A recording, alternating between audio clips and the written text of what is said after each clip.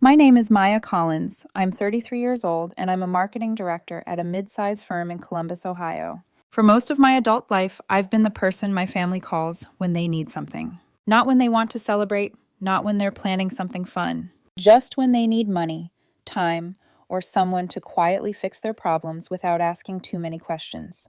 The job pays decent. Decent enough that I bought my house at 28, started a college fund for my daughter, and still had enough left over to help my parents with their mortgage when my dad's hours got cut 5 years ago. That temporary help became permanent very, very fast. Every month, like clockwork, I transferred $800 to cover their shortfall. They never asked if I could afford it, never asked if it was sustainable. They just expected it, like I was some kind of family ATM installed for their convenience. Swipe card, press withdraw, no receipt, no guilt. My younger sister, Jessica, is 29. She's married to a guy named Steven, who always seems to be in between sales jobs that are about to blow up any month now. They have one son, Patrick, who just turned 7. Patrick gets everything. New bikes, new tablets, season passes to the amusement park, designer kids' clothes, you name it. Meanwhile, my daughter Lily, who's 8, wears hand-me-downs from cousins and plays with toys we find at garage sales or on clearance. I'm not complaining about our situation. We're doing fine. I budget. I plan. We're okay. But the contrast is impossible to ignore. I'm a single mom. Lily's father left when she was 2. Said he wasn't ready for the responsibility, that he felt trapped. He packed his bags one random Tuesday morning and walked out. No big fight, no dramatic explosion, just gone. I've raised Lily alone ever since. Every school function, every bedtime story, every scraped knee, every 2 a.m. nightmare. It's been the two of us against the world. My parents know this. They've watched me juggle a demanding job and full-time parenting without a partner. They've seen me exhausted, stretched thin, still doing my absolute best. But when Jessica needs something, when Patrick wants something, suddenly there's always money. Suddenly, my parents can dig deep and make it happen. The pattern really started sticking out about 3 years ago. I'd get a call from Mom on some random Tuesday afternoon. Maya, honey, the washer broke. Can you help us out? Just $400. And I'd send it the same day. Then, 2 weeks later, Jessica would post photos on social media of Patrick's elaborate birthday party at some indoor trampoline park that easily cost $600. Matching decorations, custom cake, party favors that look like they came from Pinterest boards, not Walmart. The first time I saw that, I tried to give them the benefit of the doubt. The second time, less so. Once, I casually asked Mom how they'd afforded Patrick's party if things were so tight. She got defensive immediately. Jessica saved up for months for that party. Don't begrudge your nephew a nice birthday. But I'd seen my dad slip Jessica cash at Thanksgiving. I'd overheard Mom talking about covering Jessica's car payment because Steven was between jobs again. They always had money for Jessica's family. They just never had money for mine. Last summer was particularly bad. Dad called, saying they needed $900 for emergency roof repairs after a storm. I sent it immediately because the idea of them dealing with leaks in their old house made my stomach knot. A week later, I stopped by unannounced and saw nothing. No ladders, no tar, no stray shingles. The roof looked exactly the same. When I asked Dad about it, he got vague, changed the subject, muttered something about contractor delays. That same month, Patrick got a brand new electric scooter that cost around $350. Jessica posted about it on her social media, thanking Mom and Dad for being the best grandparents ever. Sure, I started keeping records after that, not because I wanted ammunition, at least that's what I told myself, but because I needed to know if I was imagining it or if the favoritism was as blatant as it felt.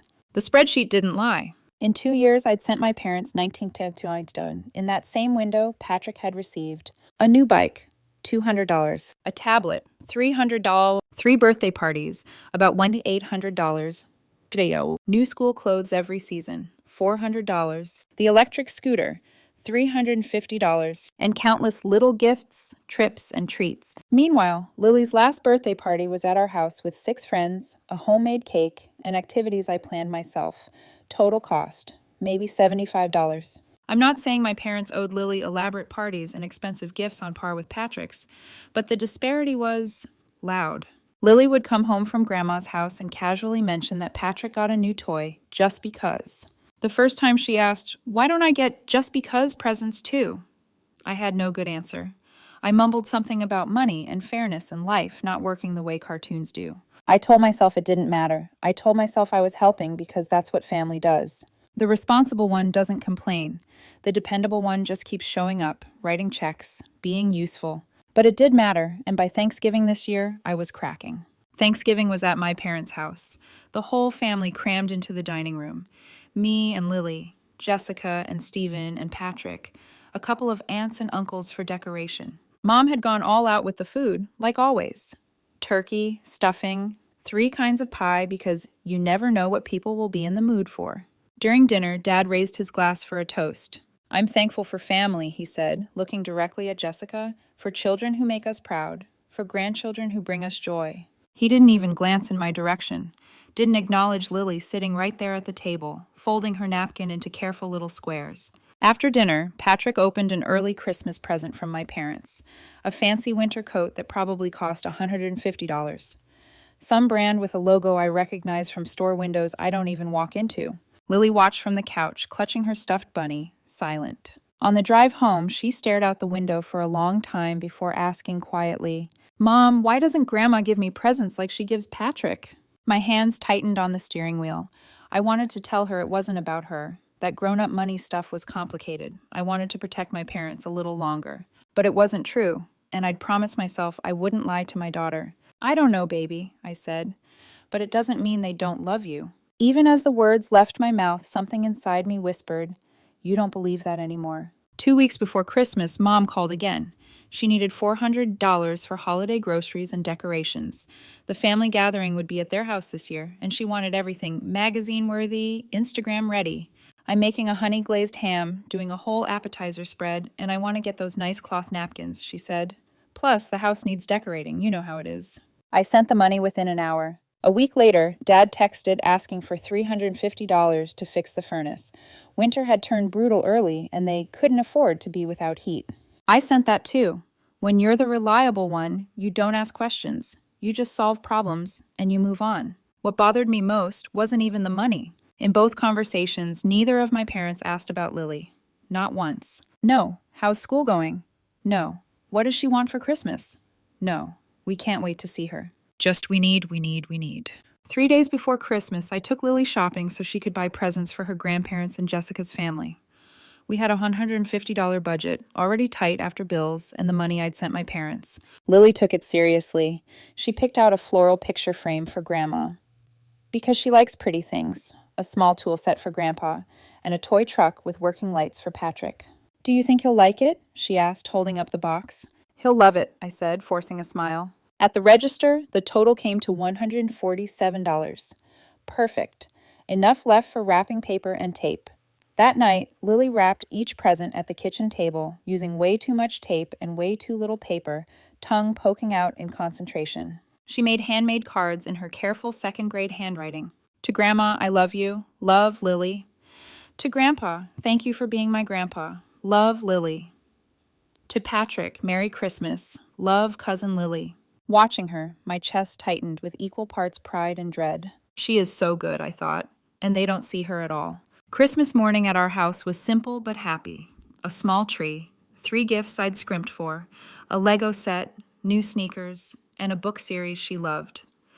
Lily declared it the best Christmas ever and hugged me so hard my ribs hurt. I held on to that feeling as we drove to my parents' place at 10 a.m. Their driveway was already packed. Jessica's SUV gleamed near the garage like it was posing for a holiday commercial. The house looked like something out of a lifestyle magazine. Lights along the roofline, garland on the porch, a massive wreath on the door. Inside, the smell of cinnamon and roasting ham wrapped around us. Christmas music played from hidden speakers. The dining table was set with those fancy cloth napkins Mom had mentioned, the ones I'd unintentionally paid for. Mom gave us quick, distracted hugs before turning back to compliment Jessica's outfit. Dad clapped my shoulder, then immediately scooped Patrick up with a booming, "There's my boy! Ready for presents?"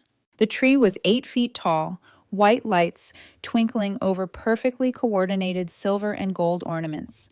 Presents spilled out from underneath, stacked in neat piles with giant bows. I counted at least 30. We settled in. Coffee, small talk. Lily sat quietly beside me on the love seat, her eyes darting from the tree to Patrick, who was practically vibrating with excitement. Finally, Mom clapped her hands. All right, everyone, let's open presents. Patrick launched himself at the tree. Jessica joined him, calling out names and handing boxes around. Dad sank into his recliner with his coffee, watching like a king surveying his kingdom. Patrick tore into gift after gift. Remote control car, deluxe superhero set, a Canada Goose-style parka, noise-canceling headphones, a massive Lego set that made the one I'd bought Lily look like the appetizer version. Lily sat very still, hands folded in her lap, the small gift bag with Patrick's truck resting by her feet. Then Jessica handed Patrick the big one, the giant box wrapped in shiny red paper, the one with the logo I recognized instantly when the paper came off. The newest, sold-out everywhere gaming console. The $600 one. We had to pull some strings for that, Dad said proudly. Anything for our grandson. The room erupted in laughter and cheers as Patrick screamed and bounced around. Beside me, Lily's posture shifted. Her shoulders slumped just a fraction. The anticipation in her eyes faded into something duller. Something that looked way too much like resignation for an 8-year-old. I waited. There still had to be something for her. Anything. But as the wrapping paper was gathered, as Mom started tidying up, no one reached for another gift. No one said Lily's name. I cleared my throat. Mom? She turned, smiling, arms full of torn wrapping paper. Yes, honey? Are there any more presents? Her smile faltered. She glanced at the tree, then at Lily, then back at me. And in that split second, I saw it, the realization that she'd been caught. Oh, she said, voice shifting into that practiced, faux, gentle tone.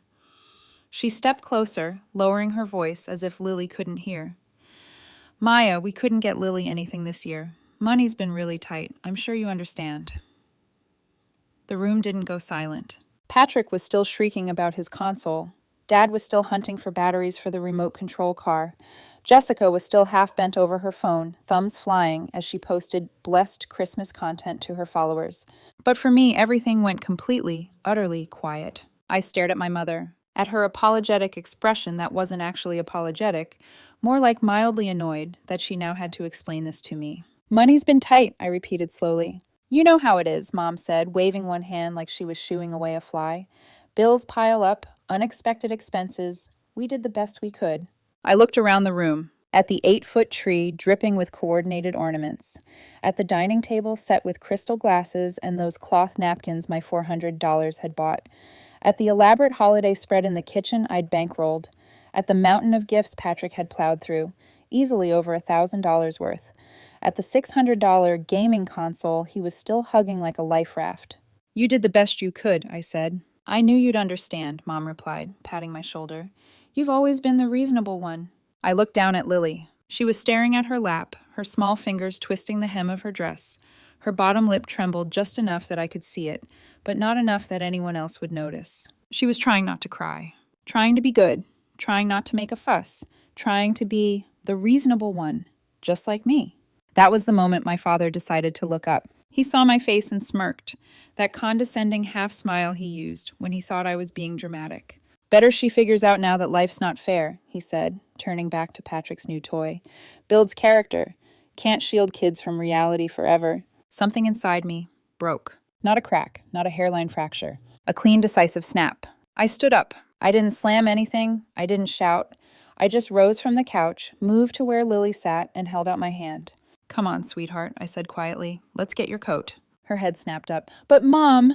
We're leaving, I said. The change in the room was immediate. Jessica finally looked away from her phone. Mom stopped collecting wrapping paper. Even Dad paused with the screwdriver in his hand. Maya, don't be dramatic, Jessica scoffed. It's Christmas. I ignored her. I helped Lily into her coat, buttoning it carefully, my hands steady even though my heart felt like it was trying to claw its way out of my chest.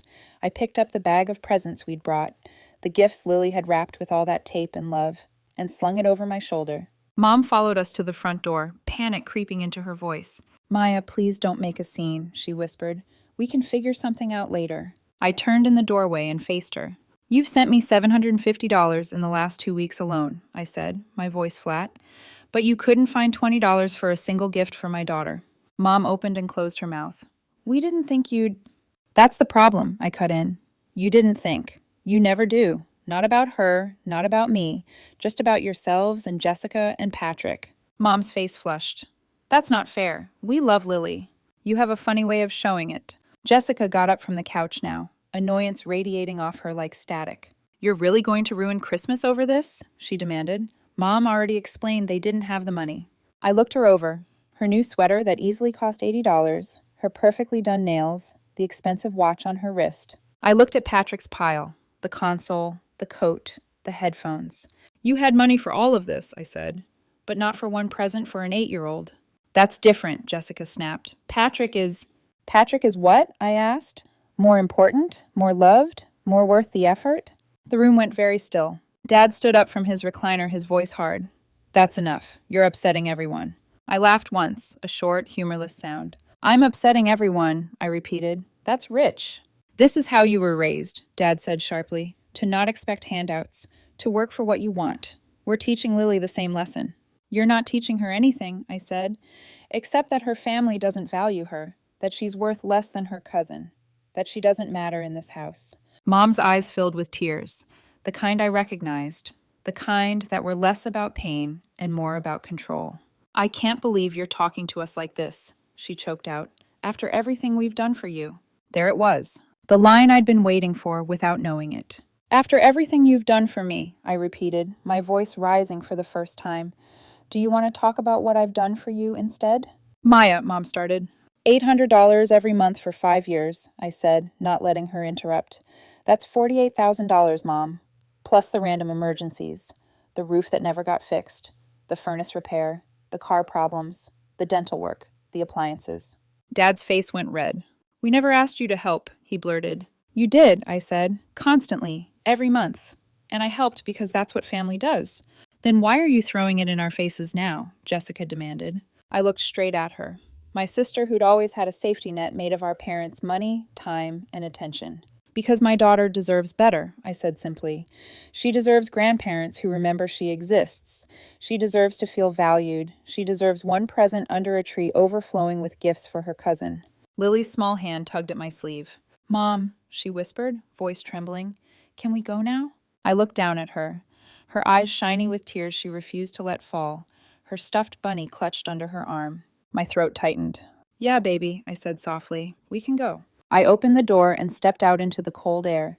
The sky was pale and washed out, the kind of winter light that made everything look a little more tired than it really was. Behind me, Mom called out, Maya, please don't leave like this. I didn't turn around. As I buckled Lily into her seat, I heard Jessica's voice from the porch, sharp and dismissive. Let her go. She's just trying to make us feel guilty. Dad's reply followed, low and confident. She'll calm down and apologize in a few days. She always does. I closed Lily's door gently. That's what you think, I thought. This time, they were wrong. The drive home was quiet, no Christmas music, no small talk. Lily stared out the window, her reflection faint in the glass. The wrapped toy truck for Patrick sat on the seat beside her, still bright and hopeful, despite everything. Halfway home, she spoke. Did I do something wrong, Mom? She asked. That question hurt more than anything my parents had said. I pulled into our driveway before I answered, put the car in park, and turned around to look at her. No, baby, I said, my voice fierce. You did absolutely nothing wrong. Not one single thing. Do you hear me? She nodded, but I could see the doubt in her eyes. Inside, I made her favorite dinner, boxed mac and cheese with hot dogs cut into little pieces. We ate on the couch, snuggled under a blanket, watching her favorite movie for the 100th time. Halfway through, she fell asleep against my side, bunny tucked under her chin. I watched her chest rise and fall, the soft little snore she made when she was truly out. I carried her to bed, tucked her in, kissed her forehead, and whispered, You are enough. You are so, so loved. She didn't stir. Back in my room, I sat on the edge of my bed and finally picked up my phone. It had been buzzing all evening. Texts and missed calls from Mom, from Dad, from Jessica. I didn't open any of them. Instead, I reached for my laptop. The glow of the screen lit up the dark room as I logged into my online banking. My hands shook, just a little, as I scrolled through 5 years of transfers. $800, each month, like clockwork, plus the extras. I opened a new spreadsheet and started entering numbers. $800 is 12 to 5, so it's $48,000. Roof repair, furnace, car, dental, random emergencies. When I finished, the total stared back at me. 54,300. I just sat there for a long moment, staring at that number, the cursor blinking beside it like a heartbeat. Then I opened Reddit. My fingers hovered over the keyboard. I could walk it back, tell myself family is messy and this is just how they are. Convince myself that posting publicly would be too much. Or I could tell the truth. For once, entirely. I started typing. Not an angry rant, not a sob story, just facts. I wrote about Christmas morning, about the tree, the dozens of presents, the $600 gaming console, my mother's "we couldn't get your daughter anything this year" line, my father's "life's not fair, builds character" comment. I wrote about 5 years of transfers, about the roof that never got repaired, about watching my nephew get just because gifts while my daughter brought her own toys to grandma's house. I took screenshots of my bank transfers, cropped them so they didn't show account numbers, but the amounts and dates were clear. I pulled a photo from Jessica's public post, Patrick holding the console, grinning, with mom and dad in the background, beaming. I blurred their faces. I blocked out names. I removed location tags. But the story was still obvious. At the top of the post, I typed the line that had started the avalanche in my chest. "We couldn't get your daughter anything this year. Money's tight." Below it, I attached the receipts. I read the whole thing 3 times, editing for clarity, not drama. Then I hovered over the submit button. My heart hammered against my ribs. My palms were damp. My brain buzzed with every warning I'd ever given myself about not airing family issues in public. And then I pictured Lily on that couch, hands folded, trying not to cry while her cousin screamed with joy over 10 different gifts. I clicked submit. The page refreshed. It was out there. I closed my laptop, set it on the nightstand, and turned off the light. For the first time in years, as I lay down in the dark, I didn't feel like the family ATM. I felt like something else. A mother who had finally chosen her daughter over their comfort. By morning, everything would be different. I just didn't know how much yet. I woke up before dawn to the soft hum of my phone vibrating nonstop on the nightstand. At first, I thought it was my alarm. Then I saw the screen. 47 missed calls. Dozens of unread texts. Notifications stacked so deep they covered the whole lock screen. For a split second, I panicked. Did something happen at work? Was there an emergency with Lily's school? Then I saw the previews. "OMG, Maya, is this about your family?" "Girl, that post, I'm shaking. Call me now." I blinked. "Right, the Reddit post." My stomach flipped, equal parts adrenaline and dread.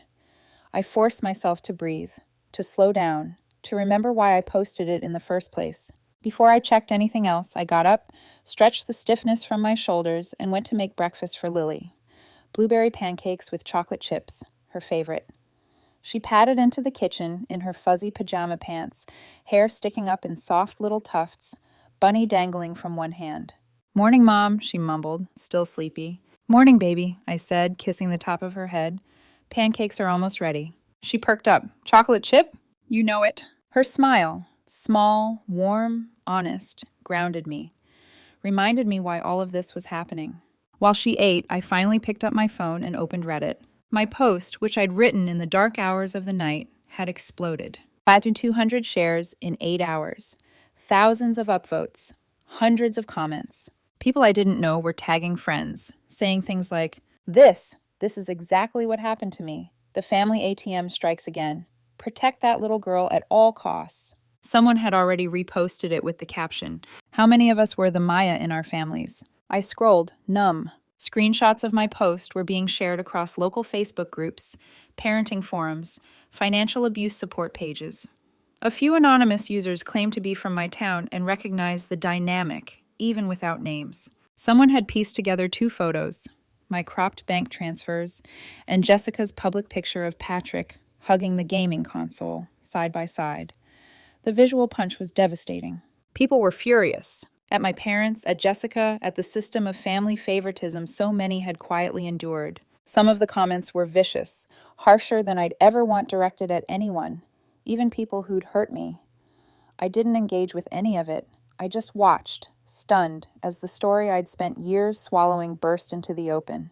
Lily swung her legs under the table, humming as she ate. "Can I have more syrup?" she asked. "Of course," I said, and handed it to her. My phone buzzed again. Another call from Mom, straight to voicemail. Then Dad, then Jessica. I didn't answer any of them. By 9 a.m., the post had been reshared, So many times I couldn't even keep track of where it was appearing. My phone kept vibrating like it was physically anxious. I got a text from my coworker, Jenna. Holy, is that about your family? I am so sorry, but also proud of you. Another from my boss. If you need to take today to handle family matters, do it. And Maya, that took courage. A woman I vaguely remembered from high school messaged, your parents always treated Jessica like royalty. None of this surprises me. A distant cousin I hadn't spoken to in years sent, if you need help shielding Lily from all this, let me know. It felt surreal. A decade of quiet resentment suddenly visible to the world. Halfway through Lily's second pancake, my phone rang again. An unfamiliar number. I almost declined, but something told me to answer. Hello? Ms. Collins? This is Jennifer Morales from the Columbus Dispatch. We're covering a piece on financial exploitation within families and wondered if you'd be willing to comment. I'm not, I said quickly. But the context I'm not participating in a story, I repeated, firmer. Thank you. I hung up, heart racing. Local media, that fast? I put the phone face down on the counter and forced myself to breathe. Lily finished eating and ran to her room to play. I took a minute to sit on the couch, staring into the distance while the notifications buzzed endlessly. I knew my family. I knew how they operated. The silence wouldn't last. Sure enough, at 12:03 p.m., I heard car doors slam outside. 3 doors, 3 voices, 3 shadows crossing my porch. I stood up slowly. Through the front window, I saw them. Mom, pale and frantic. Jessica, arms crossed, face sour, jaw tight. Dad, already red with anger. They walked toward my door like a small, furious committee. They weren't here to apologize. They were here to clean up their image. I opened the door but didn't move aside. Mom spoke first. Maya, she said, her voice shaking with controlled outrage. We need to talk, right now. Dad's voice followed, harder. Take that damn post down. Jessica stepped forward like she was the spokesperson. Do you have any idea what you've done? People are calling me. Calling Mom. Calling Stephen. You humiliated us. I held the door, blocking the entrance. I didn't raise my voice. What Christmas morning did to Lily, I said quietly, was humiliating. That stopped them for half a second, just enough for me to keep going. Mom drew in a trembling breath. You didn't have to make this public. We could have discussed this as a family. We've had 5 years to discuss this as a family, I said. You discussed it by asking me for money every time you needed something, and I helped, always, even when you barely spoke to us unless you wanted something. Dad jabbed a finger in my direction. You're blowing this out of proportion. Take the post down, Maya, right now, before this gets worse. Before this gets worse. As if the worst thing that had ever happened was not what they'd done to Lily, but that people knew about it. I leaned against the doorframe. Why would I take it down? I asked calmly. Because, Jessica snapped, it makes us look like monsters. I stared her straight in the face. You did that yourselves. Jessica's mouth fell open. Mom jumped in, desperate. Sweetheart, please, we didn't realize you were so upset. We'll talk. We'll make this right. But first, you have to delete that post. I shook my head slowly. No. Dad's hands curled into fists at his sides. You'll regret this, Maya. I met his eyes. The same eyes that looked away from my daughter every time she entered a room. No, I said softly, I won't. Behind me, inside the house, Lily peeked around the corner of the hallway, concerned, cautious, her bunny pressed to her chest. I stepped back just enough to block their view of her. My parents didn't notice. Jessica didn't notice. They never had. Outside, the wind picked up, rattling the porch railing. Inside, something inside me finally settled, a quiet, grounded certainty I hadn't felt in years. I closed the door gently, firmly. Their shouts were muffled by the wood, then swallowed completely by the winter cold. I stayed standing there for a moment, forehead resting against the door, breathing in and out. When I turned, Lily was watching me with big, worried eyes. Mom, she whispered, is everything okay? I knelt in front of her, taking her small hands in mine. Everything is okay, I said, I promise. But from now on, things are going to be different. She nodded slowly, like she didn't fully understand, but trusted me anyway. And for the first time in years, maybe ever, I believed myself. They didn't leave quietly. The moment the door clicked shut, Dad's voice boomed from outside. Maya, open this door. We're not done talking. Jessica added something shrill and muffled, probably a threat mixed with self-pity, and Mom was crying loudly enough for the neighbors to hear. But I didn't move. I stayed there, kneeling on the rug with Lily's hands in mine, the shouting outside fading into background noise. Mom, Lily whispered, are they mad? They're upset, I corrected gently. Upset people say things they don't mean. She swallowed, nodding. But you didn't do anything wrong, I added, cupping her cheek. None of this is your fault. And I'm not mad at you, not even a little. Her eyes softened. She hugged me tightly, the kind of hug that makes you realize how small a child's arms are. I held her until her breathing slowed. Outside, the voices kept rising. Inside, I chose silence. I waited until I heard their footsteps stomping back toward their cars. Jessica complaining loudly, Dad muttering curses, Mom still sniffing dramatically. Engines roared, tires crunched over snow. Then the street was quiet. Only then did I stand and lock the deadbolt. 10 minutes later, my phone buzzed again. A text message this time. From Jessica.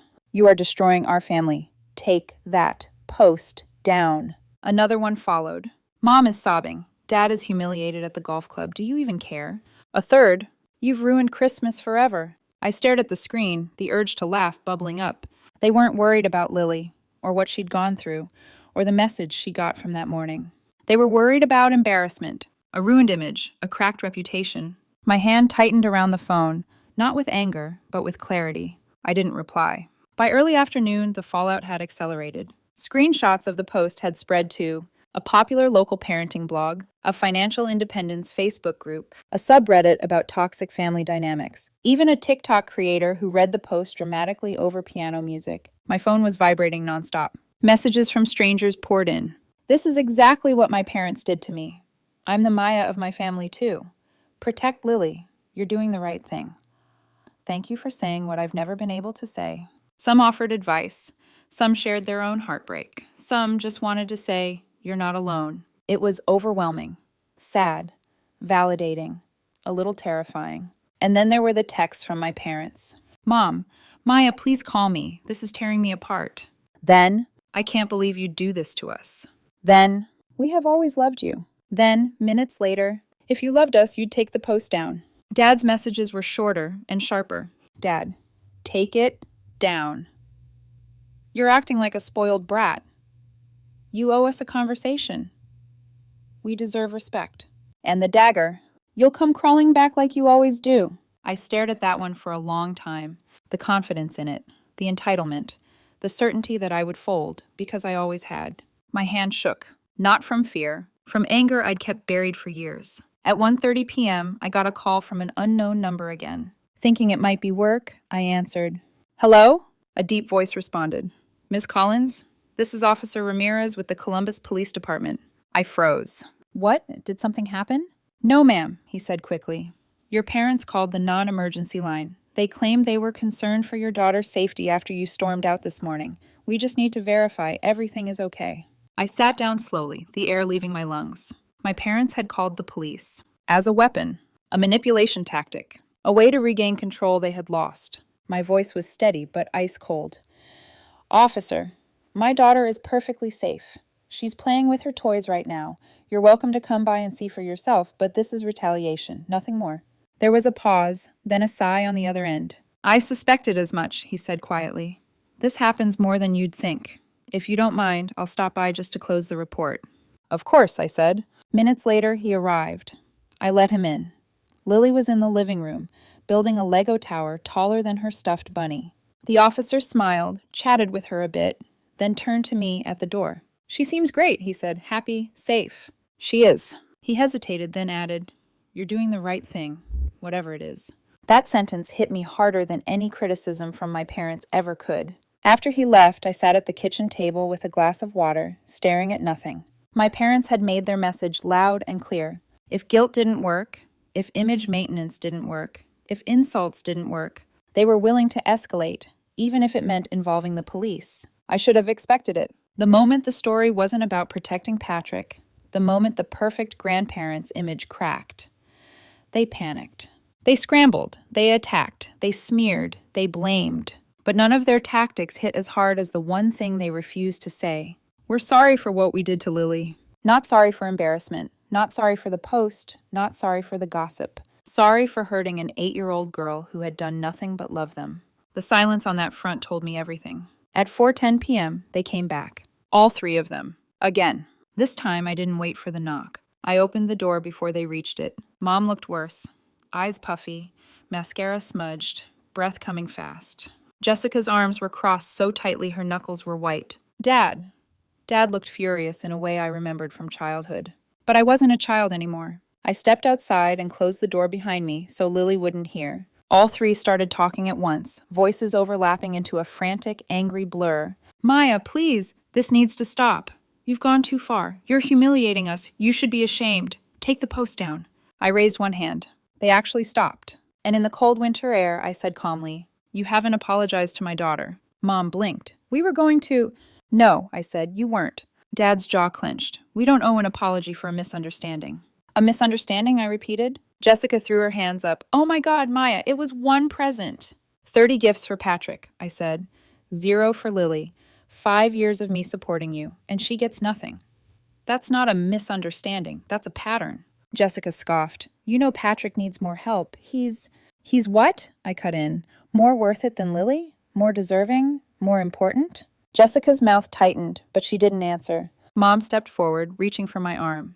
Sweetheart, we can fix this. Just take the post down. I stepped back from her touch. You want me to fix your embarrassment, I said. But you won't fix what you did to her. Dad snapped. Do you want us to beg? No, I said. I want you to acknowledge the harm. To her, not me. Her. Silence. 3 adults. 3 faces. 3 people who claim to love my daughter. Not one of them opened their mouth. Not one of them said, We hurt Lily, and we're sorry. That was the final answer. I lifted my chin. When you're ready to apologize to Lily face to face, sincerely, you can call. Until then, stay away from my home. Dad sputtered. You can't cut us off. I already did. Mom's voice cracked. Maya, please. You had 8 years to be grandparents, I said softly, and you chose not to be. I turned and reached for the doorknob. Jessica hissed behind me. You're going to regret this. I paused, looked over my shoulder. No, I said quietly. I'm finally doing what I should have done a long time ago. Then I closed the door, and this time, they didn't knock. They left. For now. The house went still after they left. The kind of stillness that feels like a held breath finally let go. I leaned my back against the closed door, eyes shut, letting the cold air I'd brought in seep out of my lungs.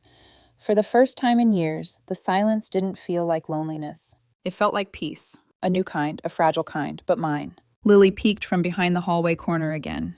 Are they gone? She asked quietly. Yeah, I said softly. They're gone. She stepped out, dragging her bunny by one ear. I knelt down. Do you want a hug? She didn't hesitate. She flung her arms around my neck and held tight, tighter than earlier, like she had been afraid to ask for comfort until now. I'm sorry, she whispered into my shoulder. My heart cracked. Baby, I said, pulling back enough to look into her eyes. You never have to apologize for other people's behavior. Ever. She nodded, eyes shiny. Can we just stay home today? She asked. Absolutely, I said. We're not going anywhere. She smiled the small, relieved smile of a child who realizes safety is no longer conditional. I made her hot cocoa, put on her favorite animated movie, and sat with her on the couch while she curled under a blanket and slowly relaxed. Little by little, her breathing evened out, her shoulders dropped, and she rested her head against my arm again. 3 times that afternoon, I kissed the top of her head without thinking. 3 times she whispered, Love you, Mom. Every one of those moments reminded me why all of this mattered. While she watched her movie, I quietly slipped into my bedroom and opened my laptop. This was the part I should have done years ago. I logged into my banking app, navigating to the automatic transfers section, the one labeled Recurring Transfer, Collins Mortgage Support, $800 month. 5 years, 60 payments, $48,000. My fingers hovered over the screen. It felt symbolic, like unplugging a machine I'd been powering with my blood and time and guilt. Then, with one quiet tap, cancel. A pop-up appeared. Are you sure you want to cancel this transfer? Yes. Another prompt. This action cannot be undone. I clicked confirm. The screen refreshed. The transfer disappeared. Just like that. A weight I didn't know how to name lifted from my chest. My shoulders loosened. Something that had been clenched inside me for years finally unwound. My bank balance suddenly displayed a future that belonged to me and Lily, not to obligations created by guilt and manipulation. I exited that tab and opened the one titled Lily College Fund. I increased the monthly contribution by $800, the same amount I'd been giving away. Instantly, the projected balance for her future jumped. Her future, not theirs. Her opportunities, not their emergencies. Her life, not their excuses. A slow, warm wave of purpose washed over me. I had spent years pouring into people who never poured back. Now I was redirecting that stream where it belonged, into my daughter. Notifications still buzzed across my phone every few seconds, but I ignored them. The storm outside could rage all it wanted. Inside, I finally felt steady. But the world outside was not steady at all. By mid-afternoon, the post had spread to two larger Reddit communities, a local news forum, a trending Twitter thread, several TikTok reactions, some of them dramatic reenactments of the story, a popular Facebook page titled Daughters of Narcissistic Mothers. One video had almost 100,000 views already. A TikTok creator with 300K followers said, "I am living for this petty justice. Protect Lily at all costs." Comment sections were on fire. People from my hometown, people I hadn't spoken to since high school, were chiming in. We always knew Jessica was the golden child. Their parents treated Maya like she didn't exist. This tracks. Coworkers texted me things like, "I had no idea your family was like this. You deserve better. Let me know if you need anything." A distant aunt messaged, "I'm embarrassed it took a Reddit post for the truth to come out. I'm sorry, Maya." Meanwhile, the texts from my parents grew increasingly erratic. "Mom, this has destroyed my friendships. People are talking. Please, please delete it. You don't know how hard this is for us. I can't sleep. I can't eat. People think we're monsters." Then, the classic. "We didn't mean to hurt Lily." Not, "I'm sorry we hurt Lily." Just, "We didn't mean to." Intent over impact. Image over accountability. Jessica followed up with, "You're dead to me until you fix this. How could you humiliate Mom like that? You're disgusting. You're jealous of Patrick. Admit it. No wonder your ex left." That one stung. Not because it was true, but because it was cheap, predictable, ugly. I didn't reply. Dad's messages were even shorter. Ungrateful, manipulative. Fix this. Now. One more. You think people care about you? They'll forget you in a week. I exhaled through my nose, calm but tired. They still didn't get it. This wasn't about a post. This was about Lily. Around 5 p.m., I checked on Lily. She was sprawled on the living room floor, building a castle out of blanket forts and sofa cushions. "Mom," she said, looking up. "Yeah, baby? Can we stay home every Christmas now?" My throat tightened. "Yeah," I said softly. "We can." She grinned wide and handed me a stuffed unicorn. "You're the queen of the castle." I took it, laughing. "An honor." She crawled into my lap out of nowhere, hugged me, then whispered, "I like it when it's just us." Just us. 2 words that made everything crystal clear. As evening settled, the post kept climbing. More shares, more comments, more strangers telling me that, for the first time, someone had put into words what they'd suffered quietly for years. But none of that mattered nearly as much as this. In the middle of folding laundry, I paused. I realized my chest felt light. Not empty, not aching, not anxious. Just light. Because for the first time since Lily was born, I wasn't holding up the weight of 3 adults who never wanted to carry me. I was holding up the weight of one child. My child. And she was holding on to me, too. At 7 p.m., I got the last text of the day from Mom. Just one line. "We expect the $800 on the 1st of next month." I stared at it. The entitlement. The assumption. The audacity. I typed back. My first reply of the entire day. "That will never happen again." I hit send. No explanation. No argument. No apology. Just a boundary. And for once, it felt like enough. The next 3 days were strangely quiet. Not peaceful, not yet, but quieter than I expected. My parents didn't come back to my house. Jessica didn't show up on my doorstep with more screaming. Dad didn't bang on the door, like he had a legal right to my attention. Instead, they shifted tactics. The rage stopped. The guilt began. The manipulation softened into something syrupy and strategic. Every unresolved childhood wound in me recognized it instantly. Mom sent new messages, all variations of the same theme. "Maya, sweetheart, please call me. I'm not sleeping. My heart is breaking. We're family. We can fix this together. You're a mother. Don't you understand how much this hurts? We didn't know you felt this way. We would have changed." Dad sent fewer messages, but every single one had a cold edge. "You've embarrassed us enough. You made your point. Now take the post down. People at work are talking. Fix this. This is your mess. Clean it up." Jessica's ranged from guilt-tripping to outright hostility. "Congrats. Mom stepped down from the charity board thanks to you. People think she's a monster. Are you happy now? Fix this or I'll never speak to you again." That last one made me snort. Promises, promises. But I didn't reply. Not once. I chose silence, and it felt powerful. On the evening of the 4th day, I got the envelope. It was slipped through the mail slot. No return address. No card. Just my name written in my mother's looping script that had always looked like it belonged on wedding invitations. I stared at it for a long moment before opening it. Inside was a single folded sheet of stationery. Thick, expensive, pink roses in the corners, one short paragraph in the middle. Written by hand. Maya, I'm sorry for what happened at Christmas. I didn't realize how much you'd been carrying all these years. I never meant to hurt you.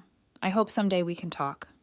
Love, Mom. I read it 3 times. Then I read it a 4th. And a 5th. Each time, the same realization settled deeper into my bones. She apologized to me. Not to Lily. Not once. Not even a mention. And she apologized for what happened, not for what they did. For not realizing, not for refusing to see. For my feelings, not for their actions. And yet, the letter was more than they had ever given me. Not accountability, but acknowledgement. A tiny sliver of awareness cracking through years of denial. It should have made me emotional. It didn't. Instead, I felt something else. Distance. A space I hadn't allowed myself before. A space where I could choose. I folded the letter neatly and placed it in my desk drawer. Not to cherish, not to revisit, but to keep as evidence. A marker. A timestamp of the moment I realized the only apology that mattered was the one my daughter never received. I didn't respond. Life settled into a quiet, unfamiliar rhythm. For once, the absence of my family didn't feel like abandonment. It felt like relief. Lily adjusted faster than I expected. Kids do that. They're survivors by instinct. She stopped asking when we'd visit Grandma and Grandpa. She stopped waiting for calls from Jessica. She stopped carrying extra toys in her backpack in case Patrick wants to play. Instead, she asked questions like, can we decorate the house our way next year? Can we make our own holiday traditions? Can we have Christmas morning just here? And every answer was, yes, yes, and absolutely yes. We made hot cocoa every night before bed. We built a pillow fort bigger than our couch. We had dance parties in the living room. We baked cookies with too many sprinkles. We watched cartoons without guilt. I saw pieces of her childhood that had been dimmed by neglect glow bright again, without my parents' coldness overshadowing every visit. My daughter bloomed. I didn't realize how much she'd been holding her breath around them until she finally exhaled. The post continued circulating online. It slowed down eventually. Viral posts always do, but it didn't disappear. It had become something else now. A story people referenced, a cautionary tale, a mirror held up to the families that break people quietly. I didn't delete it, not out of spite, but because someone, somewhere, might need to see it before they become the next family ATM, before they raise a child who feels invisible, before they sacrifice years of sanity to a machine that only knows how to take. And not once, not for a single second, did I regret posting it. Not even when a coworker pulled me aside and whispered, I saw it, and thank you. You helped me finally set boundaries with my mom. Not even when my boss said, that must have been hell. If you need flexibility at work, let me know. Not even when a stranger online messaged, my father treated me exactly the way your parents treat Lily. I cried reading your post. Not even when Lily asked, Mom, are we happier now? And I answered without hesitation, yes. Some nights, when the house was quiet and Lily had drifted to sleep, I'd sit in the living room, no TV, no music, just me and the hum of the heater. I'd let the stillness wash over me, and I'd feel something I hadn't felt in years. Not anger, not grief, not loyalty, not obligation. Just freedom. And the soft, warm ache of rebuilding a life around someone who actually deserved it. On the 5th night after Christmas, my phone buzzed, with a text from a number not saved in my contacts. My stomach tightened, expecting another guilt trap. But this one made me go still. Maya, it's Dad. We know things got heated. We want to talk. Tomorrow, face to face. Can we come by? A surge of anxiety hit me. Then resolve. I typed back 2 words. Only you. He responded almost instantly. Agreed. And that was the moment I realized, if I was going to let any of them back into our lives, even a sliver, the terms would be mine, and no one else's. The next morning, I woke before my alarm. Not from anxiety, though I had plenty of that, but from a strange, pulsing clarity. A sense that whatever happened today was going to set the tone for years to come. I got up quietly, made coffee, and sat at the kitchen table, staring at the steam rising from my mug. My phone lay face down next to me, Dad's message still fresh in my mind. Only you! It echoed through my thoughts again and again. Not Mom, not Jessica, not the whole committee of guilt. Just him. The man who had smirked at my crying daughter and called it building character. The man who had taught me, for most of my life that affection was something a person earned, and that I had never earned quite enough of it. But if there was even a sliver of possibility, a chance he understood something needed to change, I owed it to Lily to at least hear him out. Not to reconcile, not to forgive, but to listen, one time, with boundaries so clear they could cut glass. Lily woke up with tangled hair and sleepy eyes, dragging her bunny to the kitchen. "I'm hungry," she said. I smiled softly. "Lucky for you, I made cinnamon toast." She perked up immediately. "Can we put the sparkly sugar on top?" she asked. "We can put sparkly sugar on anything you want." She giggled and climbed into her chair. While she ate, I watched her, really watched her. How relaxed she'd become these past few days. How her shoulders didn't hunch when someone new knocked on the door. How she no longer waited for scraps of affection from people who couldn't see her worth. This was what peace looked like on an 8-year-old. I wasn't about to let anyone take that from her, not even her grandfather. Dad texted that he'd arrive at 10 a.m. At 9:59, I saw his truck pull up. I opened the door before he could knock, not as an act of welcome, but to avoid startling Lily. He stood on the porch, looking smaller than I remembered. Older. The winter air bit at his cheeks, and for once, he didn't look like the immovable force I'd grown up with. He looked human. "Can I come in?" he asked. "No," I said evenly. "We'll talk out here." He nodded, stepping back slightly. For a moment, neither of us spoke. He shoved his hands into his jacket pockets. "Your mother didn't want me to come alone." "I know. She's taking this hard." I raised an eyebrow. "She's taking being held accountable hard." He didn't argue. That alone was new. He took a slow breath. "I want to say something," he said, "and I don't want you to interrupt until I finish." I crossed my arms but nodded. He swallowed, jaw tightening, like every word cost him something. "I messed up," he began, voice low, "at Christmas. Not just then, before that, a long time before that." My breath caught. He continued. "I didn't see it. Didn't see how one-sided everything had gotten. How lopsided. I was raised believing the oldest kid, you, shouldn't need anything from us. That you'd always manage. That Jessica needed more support. That Patrick needed everything, apparently." A bitter smile flickered across his mouth. It didn't reach his eyes. "But I didn't see I was hurting you," he said.